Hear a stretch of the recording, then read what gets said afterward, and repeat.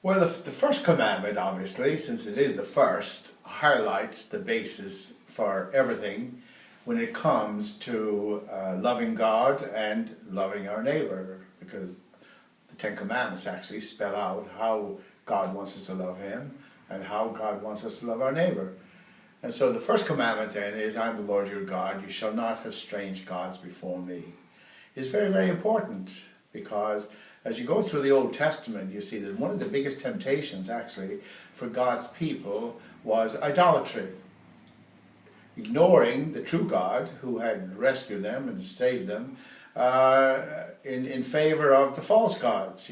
That's why, for example, in the Old Testament, they offered up sacrifices to God, and the offering up of sacrifices to God was actually done in order to show that the pagan gods had no power, because the pagans actually, they worshipped animals and they so on and so forth. So that's why the Jews actually sacrificed animals to show that the pagan gods had no power. But the keeping of God first actually is essential for order in our lives. Because if God is not first in our life, then we will have some other kind of a God, and that's the problem. And of course, without having God first in our lives, and if people don't have God first in their lives, then there's no hope for community. There's no hope of bringing people together. Because if there's more than one God, obviously, then there has to be more than one group of followers, and so therefore that undermines the whole notion of unity.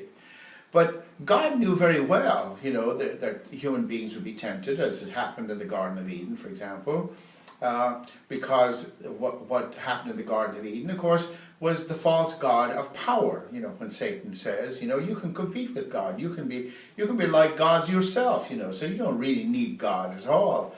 You can be your own God, so to speak. But like when we look, for example, at there are four basic false gods that we are tempted to follow if we don't put our trust in the one God who's revealed himself in the Old Testament and the New Testament, continues to reveal himself through his church today. And so the first temptation, the first false god, I think, is the god of power. As human beings, we need power, because without power, we can't really change anything for the better. So power is very important. But when we make power our God, then we abuse power, because then we use it to dominate others. We use it to impose our will on others, and so on and so forth. And that ultimately is destructive. The second false god that we're tempted to follow and to embrace and to put our trust in is popularity. Nobody wants to be unpopular, so to speak.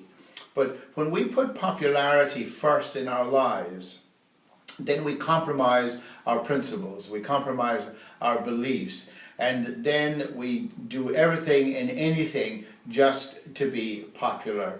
And ultimately, that will leave us again without any sense of accomplishment, because popularity can be very fickle. You can be popular with a group today, but you can lose your popularity tomorrow. But it is a false god, and we see that. I call people, who make popularity their god as applause addicts. And no addict is actually happy. The third false god is pleasure, self-gratification.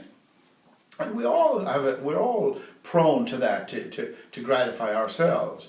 But as Dr. Scott Peck, pointed out in his book, The Road Less Traveled, delaying gratification is extremely important. And when we put God first in our lives, that's exactly what he helps us to do, to delay gratification, which actually means that when we delay it, then we actually appreciate whatever gratifies us even more than when we just simply instantly try to gratify ourselves, because that leads to selfishness, and selfishness is never good for us.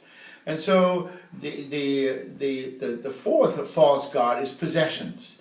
In other words, that if I can possess all these things, like Satan, when he tempted Jesus, I'll give you all these kingdoms, all you have to do is fall down and worship me. And then Jesus said, you shall worship the Lord your God, him alone shall you adore.